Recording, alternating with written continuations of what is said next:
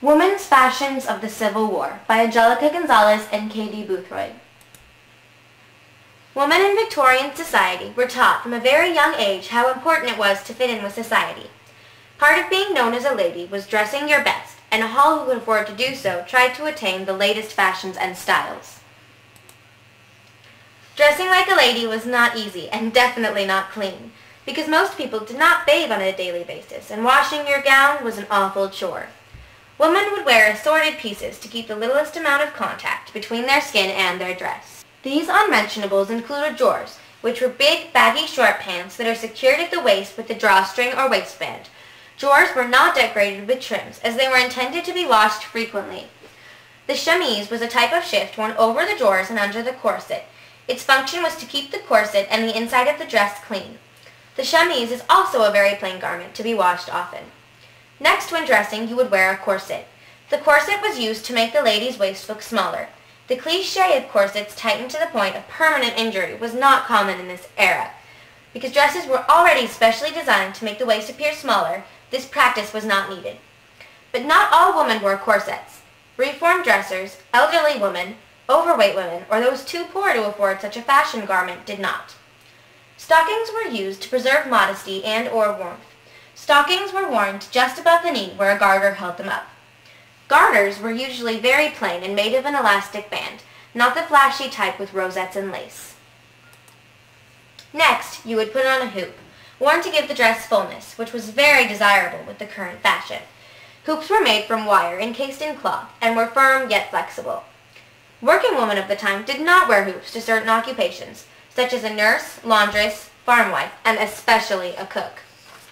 Most women would wear two petticoats, one over and one under the hoop. The one worn under the hoop was for modesty, and the other worn above the hoop made the dress appear smooth instead of lumpy. Look you would get with just a hoop. The shoes you would wear as a lady in the Civil War depended on your social standing, as well as the time of day and what you were doing. If just working about the house, you would wear a slipper with cardboard soles. These usually wore out quickly, but were a soft, comfortable alternative to boots or heels. Shoes with a small heel were saved for visiting, parties, or dances. These were elaborately decorated and came in a variety of colors and trims. Farm wives, frontier women, and working women also adopted the men's boots. These tough, serviceable shoes could last through long work days. They were sturdy and durable, comfortable, and functional. Because of the economical strain at the time, most dresses were very simple and straightforward. Most garments were constructed of two pieces, a bodice and a skirt, then the two were basted together. Bodices and skirts were generally made of the same fabric. Occasionally you see period images of a skirt and bodice in different fabrics, or a white blouse with contrasting or patterned skirt. These looks were the exception rather than the norm, and were usually worn by young ladies and teens. These dresses and gowns were specifically designed to make the waist look smaller by making other aspects of them look big and full, such as the skirt and sleeves. Hairstyles of the Civil War were made to make the face look wide and round, so hair was arranged very low on the crown of the head and wider to the sides. Hair was always parted down the middle and slicked down on the crown, then pulled to the back and secured with pins into a bun or roll. Older women wore this bun higher on the back of the head. Younger women would sometimes drop the bun into a roll at the nape of the neck. For special occasions, hair was allowed to be ornately decorated with jewelry, flowers, and ribbons. Sausage curls and ringlets were very popular. Another popular style was to rat your hair. Rats were used to add volume to the hair and at the sides of the head. A rat is a wad of hair about the size of a potato, rolled up in a fine hairnet and sewn closed. The hair used to make a rat was always your own, because it must be the exact color of your hair. To make a rat, women would clean their brush every day, putting the hair in a pile until the pile was big enough to make one. Bonnets were functional, or purely decorative in nature. A bonnet kept your head warm in the winter, protected you from the sun in the summer, preserved hairstyles from the ravages of wind, or displayed your elegant good taste with their elaborate decoration.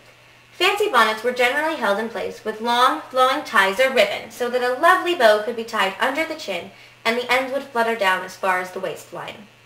Jewelry was worn conservatively during this era.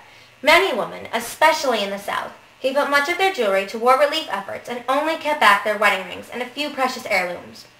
Brooches were probably the most common type of jewelry worn by ladies.